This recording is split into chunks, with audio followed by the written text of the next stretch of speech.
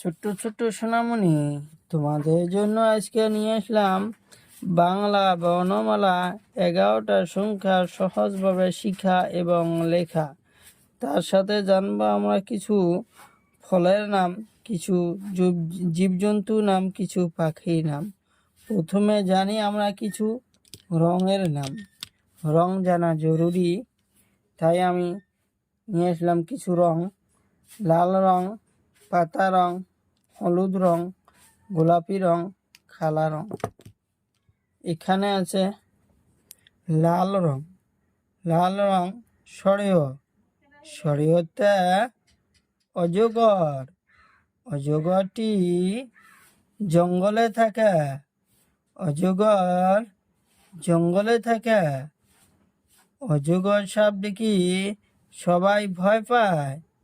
সরিয়া। সরিয়াতে আম। আম গাছে ধরে। আম গাছে ধরে। আম খাইতে খুব সবাই ভাল পায়। আম গাছের ফল। হাসই। হাসইটা ইটা। ইটা কাদা মাটি তৈরি। ইটা দিয়ে আমরা ঘর বাড়ি বানাই। ইটা দেখতে খুব সুন্দর লাগে। দীর্ঘই। দীর্ঘইতে ঈগল পাখি। ঈগল পাখি খুব চালাক। আকাশ দিয়ে উড়ে যায়, নিজের আহার দেখি যায়। ঈগল পাখি। হলুদ রং। উৎসতে উট। উট মরুভূমির জন্তু। উটের গলাটা খুব লম্বা, দেখতে খুব সুন্দর লাগে। উৎস দীর্ঘতে উনসুতা। উনসুতা বহুত রং আছে। উনসুতা দেখতে খুব ভালো লাগে। উনসুতা। কালা রং। হাঁসুরি। হাঁসুরিতে ঋষি মহাশয়। ঋষি মহাশয় সবসময় ধ্যানে থাকে।